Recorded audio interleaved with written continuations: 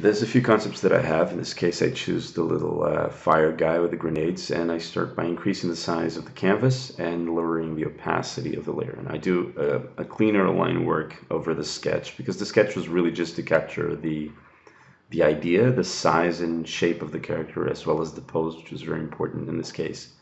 So I'm really just tracing over the sketch lines that I did. And I remembered at some point that maybe the guy missed a finger because he was playing with grenades. And those kind of details add to the potential backstory of a character. I also gave him slightly puffier pants, because I think that that's a little funnier. And the game is meant to be a little lighter on the comedy side. So now with the new layer and the background set to a little darker, I paint in the shape of the character. I'm painting it fairly rough. This is not going to be a finished illustration. It's just going to be a sort of mood sketch so that I know the look of the character. By adding a gradient, you almost instantly gain a series of colors that you can pick with your color picker so that you can shade your character. I'm choosing a top light so that the eyes, as you can see, really sink into shadow so that he looks a little crazier. So I'm going to have a really strong bold light on the top, and this is one thing that can happen. I'm sort of losing myself here on the details, and at this point this is something that you don't want to do. You want to move forward. I even forgot to paint in the bombs because I was worried about the texture on the basket on his back. So by adding those shades there on the bombs, I'm sort of pushing them back so that the most important thing here is the face of the character and the pose, which I'm going to change later on, but in this case it's fine as is. So I'm adding the highlight on the forehead to really sell the idea that the light is above. And using the color balance adjustment, I tinted the character in this color, and now I'm doing a series of selections and color tinting each part in different tones. And this is still all one layer. I'm going to be adding layers later. Like, for example, right now I'm adding a layer because I thought it would be cool if I could have a grenade on his hand and have bounced light on his face, like red bounced light. But having the grenade forced me to change the pose of the arm, which actually doesn't really change the shape, the overall shape, that much, because it was a sort of wide stance, and it still has that on the legs and the arms as well. So now I'm adding a series of layers so I can get this glow effect, which kind of pays off. I don't know. It's a little too much work for something that's meant to be fairly simple. I'm trying a few things here with the blending modes and even the brushes, and I'm not really liking the soft round brush. So I changed back to my textured brush because I think that gives it a rougher look. I think it fairly amateur to leave those sort of rounded brush strokes mixed with soft brushes, and again it looks like it's a bit sloppy.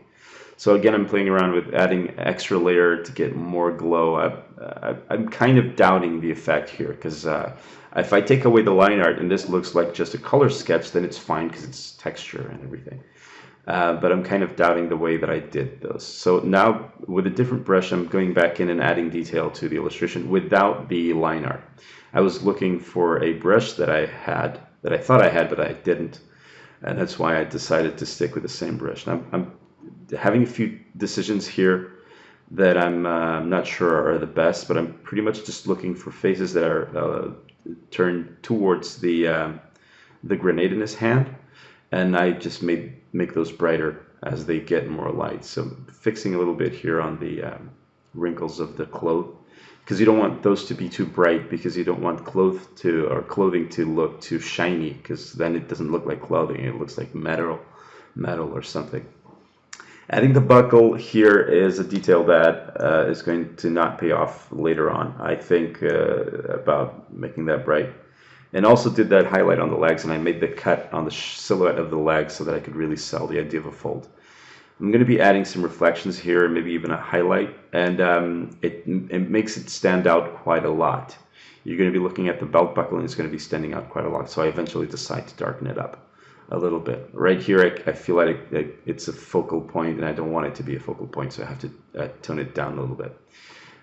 Here I try the selection, and as I'm doing the selection, I'm thinking it's not going to look good, but when I remove the selection, it actually doesn't look too bad, even though my selection did not have anti-aliasing on. I'm adding some reflections from the head onto to the grenades, because I'm thinking that those are made of some sort of iron, and that's going to be slightly reflective. I had completely forgotten to shade this hand, so I'm doing it right now. And again, trying to figure out a way to do the missing finger without it being too obvious, as well, without being like this is the focal point of the character. And I just leave it there again because I'm thinking that this is just a color sketch. The eyeballs and the reflections on the eyes to give the guy a little crazier look. And because I think that the left of the character is a little too dark, I add a new layer and paint in some bounced light from the left in complementary color to the yellow, this sort of bluish gray.